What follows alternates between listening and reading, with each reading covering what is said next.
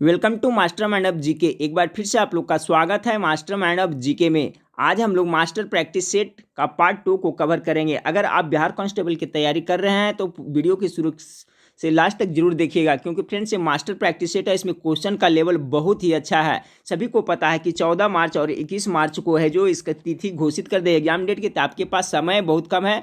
और हमारे चैनल पर फ्रेंड्स आपको समय अनुसार, सिलेबस अनुसार प्रत्येक दिन आपको प्रैक्टिस सेट प्रोवाइड कराया जा रहा है। अभी से तैयारी करवाया जा रहा है फ्रेंड्स, और हर एक पहलू को देखते हुए करवाया जा रहा है। आपको अभी देखिए जीके जीएस का प्रैक्टिस सेट चल रहा है, मास्टर प्रैक्टिस सेट। इसके बाद में बीच बीच में आपको हिंदी का भी इस पर आपको मास्टर प्रैक्टिस सेट प्रोवाइड कराया जाएगा। तो फ्रेंड्स छोटी सी रिक्वेस्ट है, चैनल को अभी तक सब्सक्राइब नहीं किया तो चैनल को सब्सक्राइब कर बेल आइकन को दबा दे, ताकि महत्वपूर्ण वीडियो का नोटिफिकेशन मिलता रहे। क्वेश्चन का लेवल बहुत ही अच्छा है, इसलिए एक भी प्रश्न को स्किप ना करें, पूरा वीडियो जरूर देखें।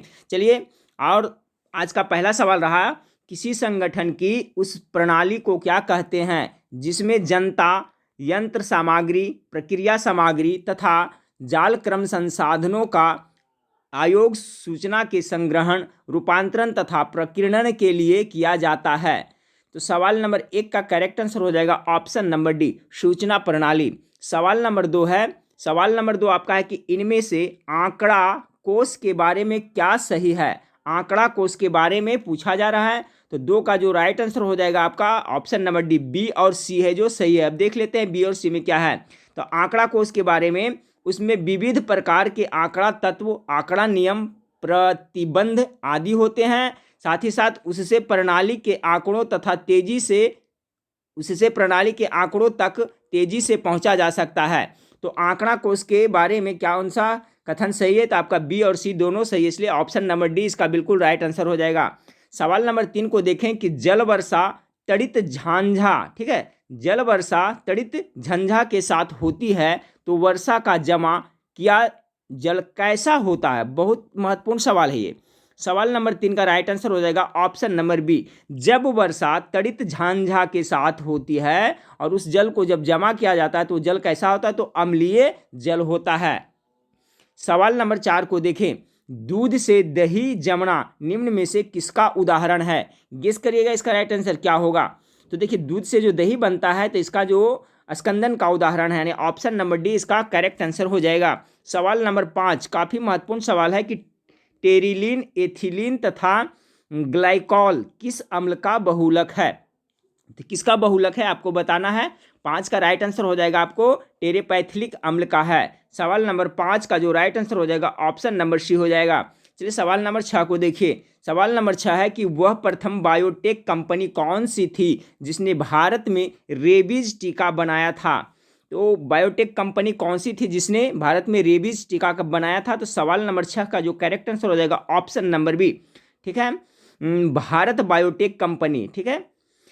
तो फ्रेंड्स सवाल नंबर 6 का जो राइट आंसर हो जाएगा ऑप्शन नंबर बी, वह प्रथम बायोटेक कंपनी कौन सी थी जिसने भारत में रेबीज टीका बनाया था, तो भारत बायोटेक। नेक्स्ट क्वेश्चन को देखते हैं। नेक्स्ट क्वेश्चन है कि गिर वन क्षेत्र में कौन से पशु अधिक संख्या में है। तो गिर वन कहाँ है, तो गुजरात में है, ये भी याद रखें। तो प्रश्न पूछा जा रहा है आपसे कि गिर वन क्षेत्र में कौन से पशु अधिक संख्या में, तो शेर हो जाएगा। ऑप्शन नंबर बी इसका करेक्ट आंसर हो जाएगा। सवाल नंबर 8 को देखें। सवाल नंबर 8 आपका है कि निम्नलिखित में से किसकी ज्वाला में सर्वाधिक ताप होता है। जिसके लिए कॉमन सेंस का प्रश्न है। Oxy hydrogen, oxy helium, oxy methane, oxy acetylene. इसका राइट आंसर क्या होगा। निम्नलिखित में से किसकी ज्वाला में सर्वाधिक ताप होता है।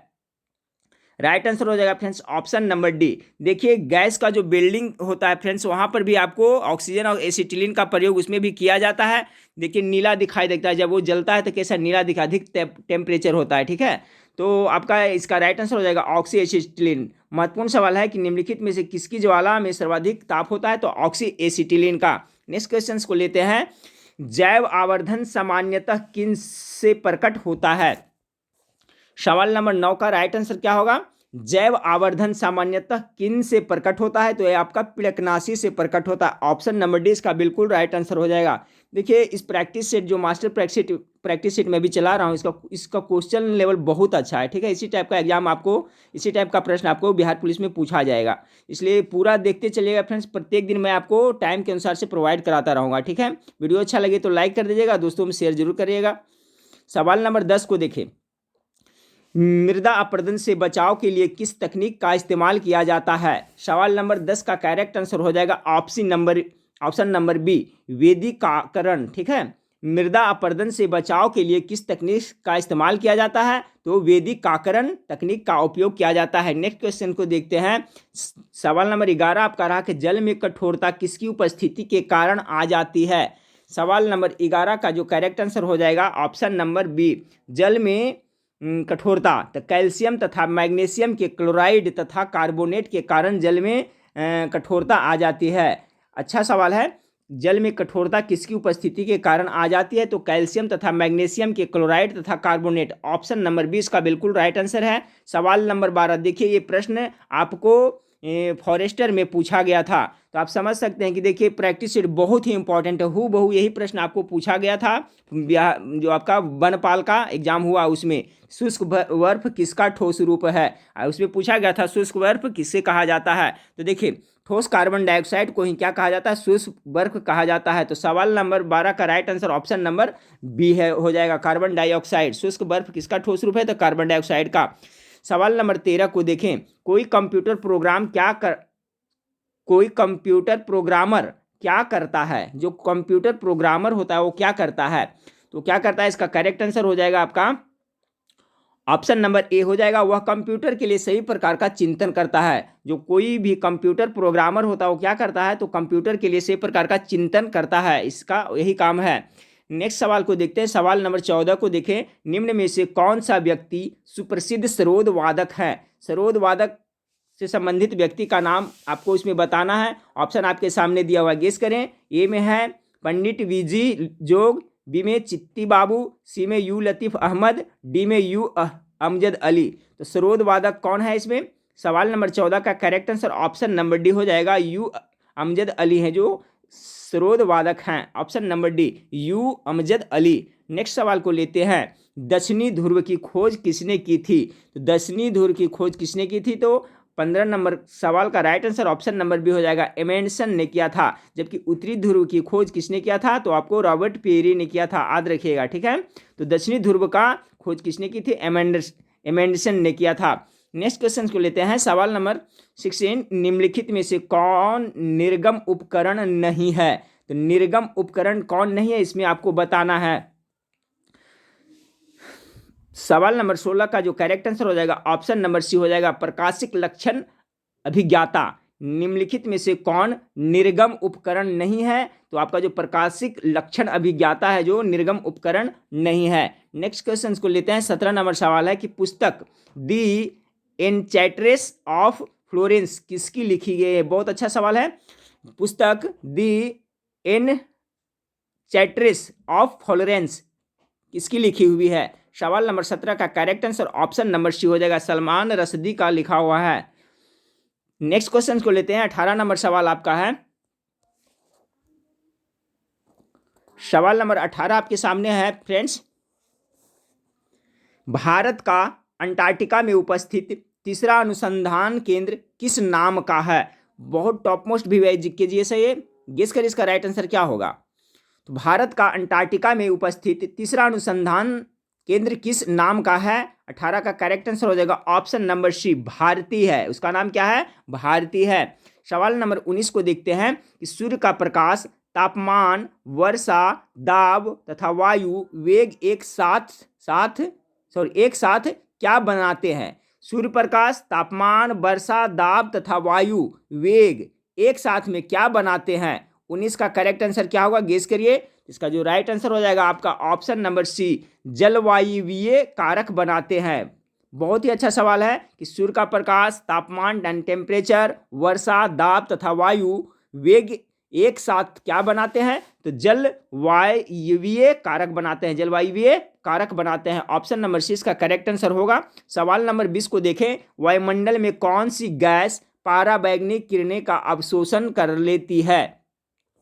तो कौन सा गैस है? तो ओजोन गैस है। परत पूछेगा तो ओजोन परत। तो देखिए इसका सभी याद रखिएगा, इससे संबंधित करीब करीब हर एक कोई भी एग्जाम हो उसमें क्वेश्चन पूछ लिया जाता है, घुमा फिरा करके पूछा जाता है। ठीक है, कभी पूछता है कौन सा परत है जो पराबैंगनी किरण को नीचे नहीं आने देता, कभी कौन सा गैस। ठीक है, तो यहाँ पर देखिए पूछा गया वायुमंडल में कौन सी गैस पराबैंगनी किरणें का अवशोषण कर लेती है, तो ओजोन गैस। ठीक है, ओजोन गैस का अनुसूत्र क्या होता है, O3, याद रखिएगा। ठीक है, कहीं कहीं पे आपका O3 दे देगा तो याद रखिएगा, ओजोन का क्या होता है, O3 होता है। नेक्स्ट क्वेश्चन को देते हैं। 21 नंबर सवाल आपका है फ्रेंड्स, राजस्व आय तथा बिना ऋण वाली पूंजीगत आय से कुल व्यय की अधिकता क्या कहलाती है। देखिए इकोनॉमिक्स का बहुत अच्छा सवाल है। राजस्व आय तथा बिना ऋण वाली पूंजीगत आय से कुल व्यय की अधिकता क्या कहलाती है। 21 नंबर क्वेश्चन का राइट आंसर हो जाएगा ऑप्शन नंबर बी, राजकोषीय घाटा कहलाता है। नेक्स्ट क्वेश्चन को लेते हैं। आपका निम्न में से कौन सा बैंक भारतीय रिजर्व बैंक के एक एजेंट के रूप में कार्य करता है। बहुत ही अच्छा शानदार सवाल है ये, गेस करिए। निम्न में से कौन सा बैंक भारतीय रिजर्व बैंक के एक एजेंट के रूप में कार्य करता है, तो आपका कौन है, SBI। ठीक है, याद रखिएगा जो स्टेट बैंक ऑफ इंडिया है वो भारतीय रिजर्व बैंक यानी RBI के एक एजेंट के रूप में कार्य करता है। ऐसे सेंट्रल बैंक आपका कौन सा हो गया, ये भी सवाल देखिए पूछा जाता था। RBI आपका है जो क्या है, केंद्रीय बैंक है। बैंकों का बैंक किसे कहा जाता है, तो RBI को कहा जाता है। लेकिन यहाँ सवाल क्या था कि रिजर्व बैंक जो RBI है उसका एजेंट के रूप में कौन सा काम करता है, तो भारतीय स्टेट बैंक काम करता है। सवाल नंबर 23 को देखते हैं। सवाल नंबर 23 से किसी अर्थव्यवस्था की मुद्रा पूर्ति कौन निर्धारित करता है। किसी भी अर्थव्यवस्था की मुद्रा पूर्ति कौन निर्धारित करता है, ये भी बहुत अच्छा सवाल है इकोनॉमिक्स का। केस करें राइट आंसर क्या होगा, तो देखिए किसी अर्थव्यवस्था की मुद्रा पूर्ति का निर्धारण आपका सेंट्रल बैंक करता है। जैसे भारत का जो सेंट्रल बैंक कौन है, तो सभी को पता है केंद्रीय बैंक कौन है, RBI है, अर्थात RBI करेगा। तो यहाँ ऑप्शन में क्या है, central bank, option number C होगा। किसी अर्थव्यवस्था की मुद्रा पूर्ति का कौन निर्धारित करता है, सेंट्रल बैंक। सवाल नंबर 24 को देखिए। अल्प रोजगार की स्थिति लोगों के किस व्यवहार के कारण उत्पन्न होती है। अल्प रोजगार की स्थिति लोगों के किस व्यवहार के कारण उत्पन्न होती है। सवाल नंबर 24 का correct answer option number C. ध्यान से देखें, लोग अपनी क्षमता से कम काम करते हैं। बहुत अच्छा सवाल है। लोग के पास जितना कैपेसिटी है उतना नहीं करते हैं, उससे कम करते हैं। यही कारण है कि अल्प रोजगार की स्थिति उत्पन्न होता है। ठीक है, चलिए तो सवाल नंबर 25 को देखते हैं। सवाल नंबर 25 है, सरकार द्वारा सड़कों की प्रकाश व्यवस्था किसके अंतर्गत आती है। सरकार द्वारा सड़कों की जो प्रकाश व्यवस्था है किसके अंतर्गत आती है, गेस करें क्या होगा 25 का। तो देखिए ऑप्शन ए में समाज सेवा, बी में उपभोग, बी में उत्पादन और डी में इनमें से कोई नहीं। बहुत अच्छा सवाल है। 25 का गेस करें। सरकार द्वारा सड़कों की प्रकाश व्यवस्था किसके अंतर्गत आती है, आप लोग गेस करें, फिर मैं आंसर बताता हूं। ऑप्शन नंबर 20 का करेक्ट होगा। ध्यान से देखिएगा फ्रेंड्स, उत्पादन के अंतर्गत आता है। नेक्स्ट सवाल को देखते हैं।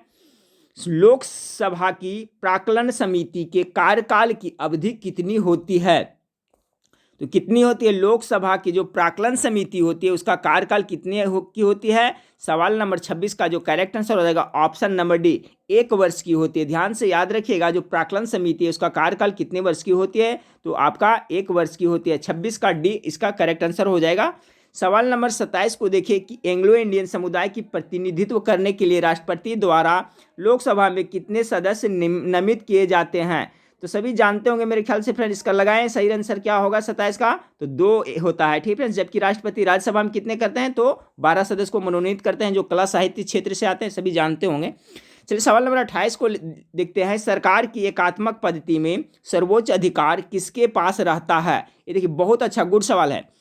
सरकार की एकात्मक पद्धति में सर्वोच्च अधिकार किसके पास रहता है। 28 का करेक्ट आंसर क्या होगा, तो केंद्र सरकार के पास रहता है। ठीक है, ऑप्शन नंबर 20 का करेक्ट आंसर हो जाएगा। सरकार की एकात्मक पद्धति में सर्वोच्च अधिकार किसके पास होता है, तो केंद्र सरकार के पास होता है। सवाल नंबर 29 को देखिए। सवाल नंबर 29 है, शक्ति का विभाजन निम्न में से किसका अभिलक्षण है।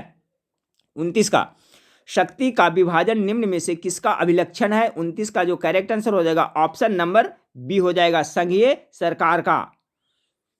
क्वेश्चन का लेवल कैसा है फ्रेंड्स, आप लोग कमेंट करके जरूर बताइएगा। देखिए बहुत सारे स्टूडेंट कमेंट करके पूछते हैं कि आप जो बता रहे हैं हूबहू लड़ेगा, तो देखिए फ्रेंड्स मैं आप लोगों को गलतफहमी में बिल्कुल नहीं रखूंगा। देखिए जीके जीएस और जो पढ़ाई का ये सब का क्षेत्र है फ्रेंड्स, अथाह समंदर है। आप ज़्यादा से ज़्यादा सिलेबस कवर करके जाएँ, ज़्यादा से ज़्यादा पढ़ करके जाएँ, आखिर कहाँ से पूछेगा, जो सिलेबस है उसी से पूछेगा। तो ज़्यादा से ज़्यादा अभी से आप प्रैक्टिस करते रहिए, ज़्यादा पढ़ाई करेगा तभी क्वेश्चन वहाँ पर पकड़ा जाएगा, ठीक है। अब मेरी यही कोशिश होती है कि आपको ज़्यादा से ज़्यादा प्रैक्टिस सेट और ज़्यादा से ज़्यादा सिलेबस कवर कराऊँ, ठीक है फ्रेंड्स। तो ज़्यादा पढ़ करके जाएँ, ऐसा नहीं कि कोई अगर कहता है कि मैं 50 वीडियो बना दिया, 50 में से उसमें से 20 आ जाएगा, तो ये गलत अवधारणा है, ठीक है फ्रेंड्स। मेरी यही सलाह है कि आप लोग ज़्यादा से ज़्यादा जितना हो सके जितना सिलेबस को पढ़ें, जितना ज़्यादा से ज़्यादा प्रैक्टिस सेट करें, तभी आपका एक दिन ऐसा बेस लेवल बनेगा फ्रेंड्स कि कोई भी एग्जाम दीजिएगा उसको क्रैक करिएगा, ठीक है।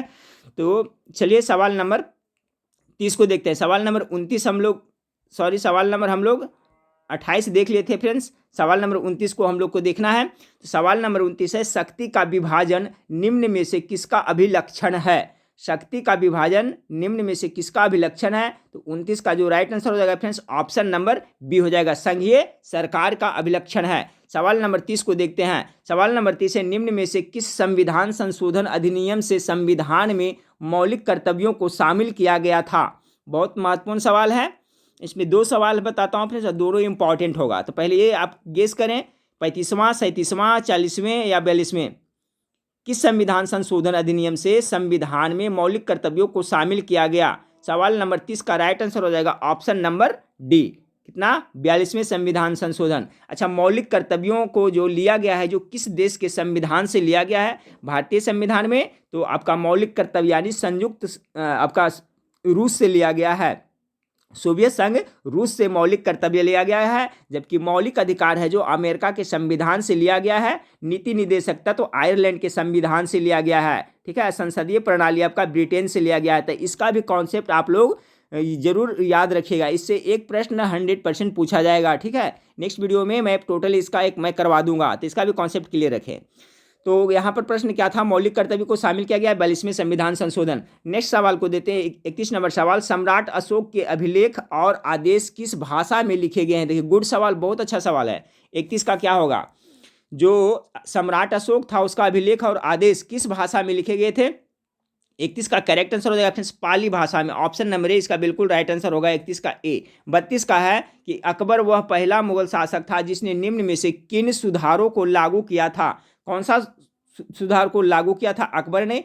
तो सवाल नंबर 32 का जो करेक्ट आंसर हो जाएगा ऑप्शन नंबर सी, सामाजिक सुधार, ठीक है। अकबर एक क्या था, सामाजिक व्यक्ति था और समाज के प्रति हिंदू धर्म के प्रति भी इसका आस्था था, ठीक है फ्रेंड्स। तो अकबर वह पहला मुगल शासक था जिसने निम्न में से किन सुधारों को लागू किया, तो सामाजिक सुधार को लागू किया था। सवाल नंबर 33 को देखिए कि विधवा पुनर्विवाह अधिनियम किसने पारित किया था। ये भी देखिए अच्छा सवाल है। 33 का राइट आंसर गेस करें क्या होगा। तो आपका लॉर्ड कैनिंग के शासनकाल में आपका विधवा पुनर्विवाह पारित किया गया था, ठीक है। इसके पहले क्या है कि जो विधवा हो जाती थी वो दोबारा शादी नहीं करती थी, लेकिन ये लॉर्ड कैनिंग ने इस अधिनियम को पारित कर विधवा को पुनः विवाह करने का मतलब कि अवसर दिया गया, ठीक है फ्रेंड्स। तो सवाल नंबर 33 का राइट आंसर बी हो जाएगा। अच्छा सवाल था कि विधवा पुनर्विवाह अधिनियम किसने पारित कराया, तो आपको लॉर्ड कैनिंग ने करवाया। सवाल नंबर 34 को देखिए, गांधी जी ने कौन से आश्रम की स्थापना की थी। 34 का क्या हो जाएगा, साबरमती आश्रम की स्थापना की थी गांधी जी ने। सवाल नंबर 35 को देखिए, भारत में अंग्रेजी शिक्षा की आधिकारिक शुरुआत किस वर्ष हुई थी। तो सवाल नंबर 35 का जो करेक्ट आंसर हो जाएगा आपका 1835 ईस्वी में। याद रखिएगा। देखिए अंग्रेजी शिक्षा के बारे में ज़्यादा सबसे पहले जो पहल किया था लॉर्ड मैकाले ने किया था, ठीक है। लॉर्ड मैकाले की अनुशंसा पर ही आपको लॉर्ड विलियम बेटिंग ने अंग्रेजी शिक्षा को भारत में जरूरी अनिवार्य कर दिया था। तो याद रखिएगा पहल किसने किया था सबसे पहले, तो लॉर्ड मैकाले ने किया था। तो पूछ रहा है पर भारत में अंग्रेजी शिक्षा की आधिकारिक शुरुआत किस वर्ष हुई थी, तो 1835 ईस्वी में। अब पहल किसने किया था, तो आपका लॉर्ड मैकाले ने पहल किया था। चलिए सवाल नंबर 36 को देखते हैं। सवाल नंबर 36 है, वह एकमात्र सांप कौन सा है जो अपना विष थूकता है और घोंसला बनाता है। 36 का राइट आंसर क्या होगा, तो किंग कोबरा ऐसा करता है, ठीक है। किंग कोबरा सांप ऐसा है जो अपना विष को क्या करता है, थूकता है और घोंसला बना करके रहता है। 36 का right answer option number D हो जाएगा। सवाल नंबर 37 को देखें। सवाल नंबर 37, वह राज्य कौन सा है जिसने गन्ने की उपज क्षेत्र सबसे ज़्यादा है। 37 को देखिए, तो क्वेश्चन को किसी तरह से घुरा फिरा के पूछा जा सकता है। देखिए यही क्वेश्चन को पूछा सकता है, सबसे ज़्यादा गन्ना कहाँ होता है, तो उत्तर प्रदेश में होता है। वही है, वह राज्य कौन सा है जिसमें गन्ने उपज क्षेत्र सबसे ज़्यादा है, वही बात हुआ, ऑप्शन नंबर 20 का करेक्ट आंसर होगा। अब चलिए सवाल नंबर 38 को देखते हैं। सवाल नंबर 38 आप लोग के सामने है। भारत में लिग्नाइट का खनन कहाँ होता है?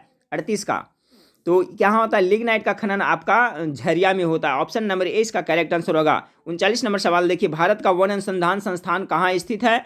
सबको पता होना चाहिए इसका आंसर, करें सही, देहरादून में। अगला सवाल को देखते हैं, सिमलीपाल बायोस्फीयर रिजर्व कहाँ स्थित है? गेस करें। सवाल नंबर 40 का राइट आंसर क्या होगा? तो सिम्पलीपाल बायोस्फीयर रिजर्व जो आपका उड़ीसा में पड़ता है, ऑप्शन नंबर डी इसका करेक्ट आंसर हो जाएगा। सवाल नंबर 41 को देखें कि कागज उद्योग के कच्चे माल का मुख्य स्रोत क्या है? ये बहुत अच्छा गुड सवाल है फ्रेंड्स, गेस करें इसका राइट आंसर क्या होगा? कागज उद्योग के कच्चे माल का मुख्य स्रोत क्या है? 41 नंबर सवाल का जो राइट आंसर हो जाएगा ऑप्शन नंबर ए, ठीक है, बांस है। कागज उद्योग के कच्चे माल बांस। अगला सवाल को लेते हैं। अगला सवाल आपका है कि अंबर किस वृक्ष की प्रजाति से प्राप्त होता है? अंबर किस वृक्ष की प्रजाति से प्राप्त होता है? 42 का करेक्ट आंसर हो जाएगा, चीड़ के वृक्ष से प्राप्त होता है अंबर। नेक्स्ट सवाल को देखते हैं। नेक्स्ट सवाल आपका कि AB पॉजिटिव सार्वत्रिक आदाता किस कारण से माना जाता है?